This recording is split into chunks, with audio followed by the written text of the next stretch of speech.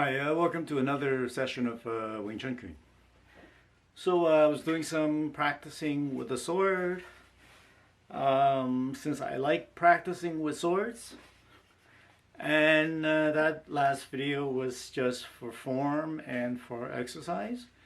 So now I might as well go a little bit in depth in swords.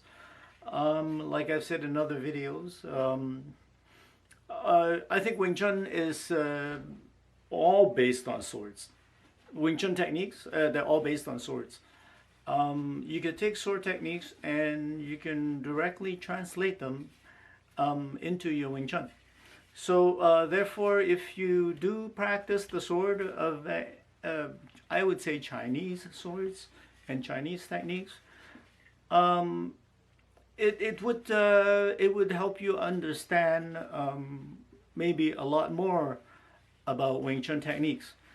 So it's not just similar swords in Wing Chun. It's not just similar.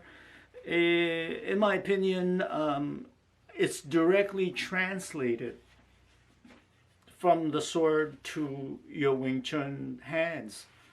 So I have an earlier video about it. Links is in the description if you want to watch that earlier one. So here I have the dummy. A lot of people don't really talk about how do you get from here to here. Okay, this is your opponent, and this is in the same scenario as a Wing Chun situation. Meaning that this person has a weapon that is bigger than my weapon, and this person has a stronger weapon than my weapon. How am I going to reach this person, the core, the body, to attack, right? This is a long weapon, and I can't reach. My weapon is shorter.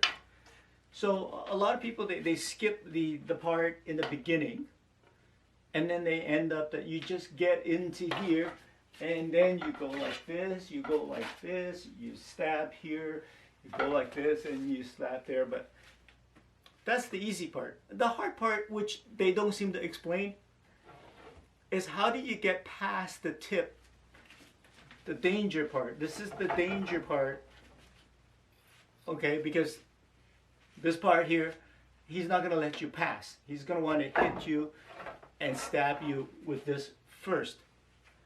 So a little bit of explaining needs to be done here. How is it that you get past the tip first? And then once explain the sword, I would try to then explain it to you how that relates to the Wing Chun hands. So in the beginning, as in Wing Chun, how is it parallel in Wing Chun? Well, you want to place your weapon right between you and your opponent, which is this. See, right now my sword is in line in front of me, pointing right in the center of my opponent. Duh, obviously. If at any moment, if my sword was off to the side, my opponent can kill me because my sword's no longer there to protect me. So your swords always have to be in the center. So at no time should your sword be offline. Then he can attack me and kill me. So this is offline. So I'm dead now. Now I'm not dead. I have a chance. So this is exactly like Wing Chun. Okay, like you want your sword to be always here. If you're offline, your enemy is allowed to come in. Same as here with your hands. Your hands are always in front of you to attack the center line. If my hands are here, I get attacked here. So your hands are always in the center to attack. And if you go to the side, you still, your hands are still in the center, but you're attacking at an angle. And your hands here, and you're still attacking to the center, but just at an angle. But nevertheless, your hands are always in the middle, attacking, doing things in the center. You don't want to go like this and then you're offline and then you're open to attacks. So that's this one similarities with the sword that has to be in the center. So how do you get from here to the inside and attack? Well, what happens is you're going to want, you undoubtedly when you're having a weapon, it's going to touch because he wants to occupy the center, you want to occupy the center.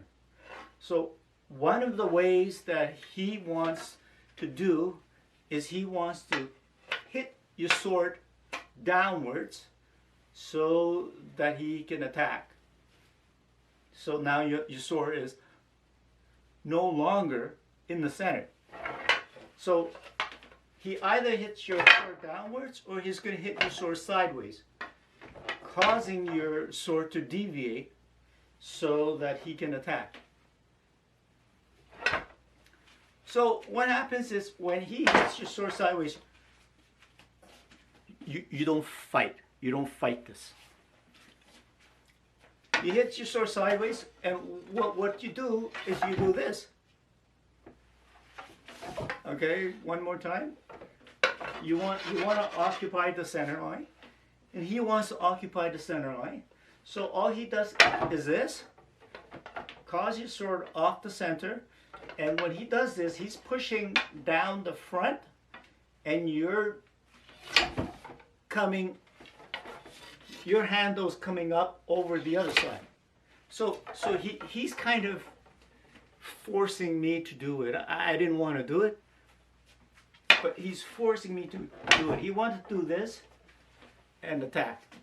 So this is very simple, very rudimentary staff work. It's Lok Tim Bun Guan is exactly the same. I just happen to have a spear, so I'll use the spear as an example. So let's say I'm the attacker, okay, and then I have the option of doing this. Okay, I have the option to push that thing down and offline, and then attacking it down the center. Push that offline. Whoop! I pushed too much. Push that offline and attacking down the center. Push that offline and attacking it down the center. So this is the exact same thing that they wanted to do to me. Push the sword down as a 45 degree would be best for him. So as soon as that happens to me, I have two choices. I have a choice to just retreat, or I have the choice at that moment to advance. So in Wing Chun is to advance. Why do I advance? Because that's the only way I can reach him. He's just too far away. So when he hits this is what happened. I advance. You don't see my feet, but my feet makes a step up.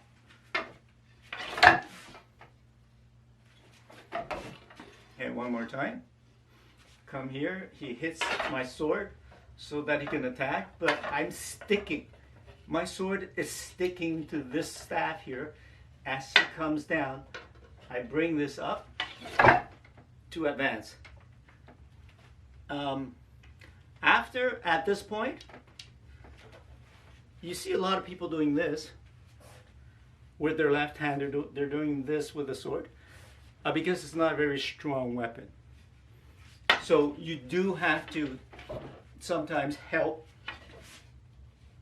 support, because this is a stronger weapon, so you want to support this sword like this. So here I have some resistance, as you can see here. There is some resistance, and you can see that if I go like this, once you push this down, you could grab, if this was not a blade, you could just go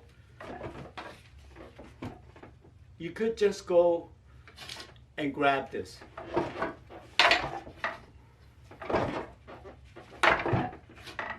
could just grab this, and now you have the head of the weapon that you know that you're going to be safe, and that just comes all the way down. You can pull on it at the same time, while this just comes sweeping right down the shaft, picking off whatever fingers, hand, shoulder, and then the neck and the head at the end. So what does that remind you of? Is that like, does that look familiar?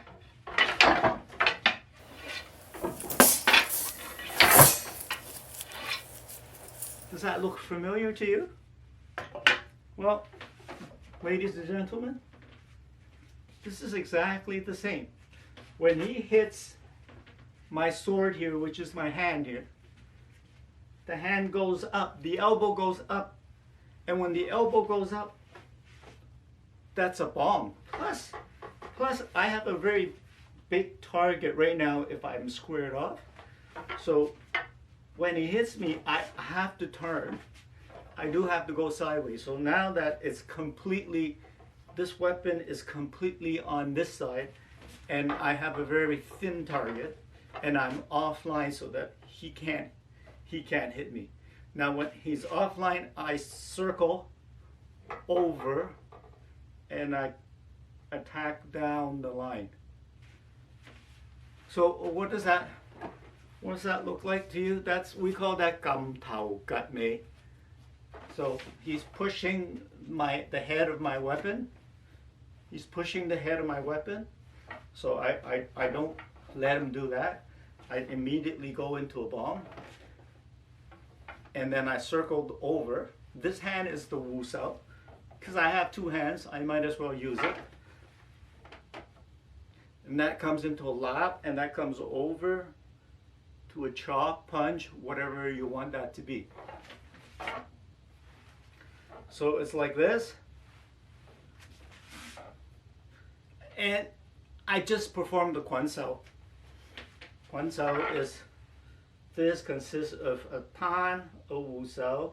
Your tan rotates because he's pushing this down.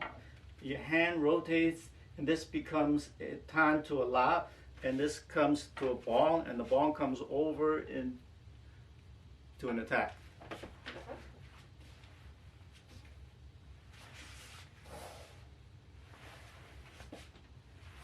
So that's the move. Incidentally, it's the same with boxing.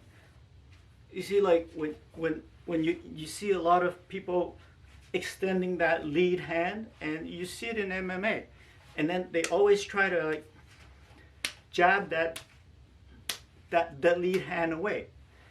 So the only difference is that it's like in boxing when you're just feeling off the distance and they do this to your hand, most people they just withdraw and punch. So people do this and they just withdraw, and then they do a counter jab when they try to push that hand down. In Wing Chun, we don't withdraw completely to do a counter jab. We want to stick. So we want to stick to that hand. So when they come and push that hand away, you want to stick to it. You want to stick to it and then attack. And this is a really, really good way of practicing. Here we go again. Here's the dummy. They push that hand down. When you're fighting, they push that hand down.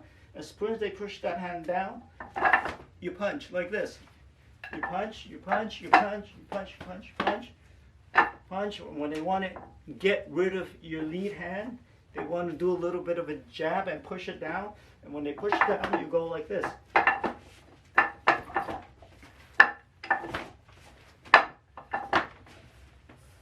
And basically, that is what you want to do. Okay, so now you see how this is done. you will have a lot of fun practicing with the sword.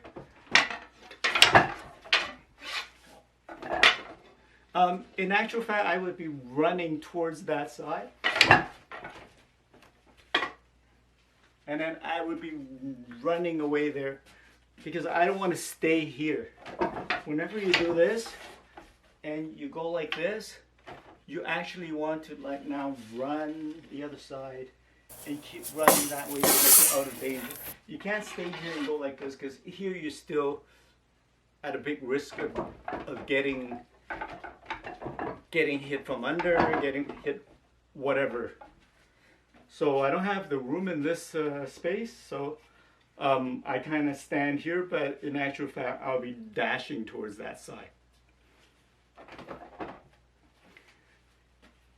I hope you find this interesting, and get vaccinated, wear a mask, and then hopefully we can start practicing with people. I'm really out of practice, tell you the truth, because of the pandemic, and that's why I'm doing a lot of these solo practice. Stay safe and have a nice day. Thanks, bye.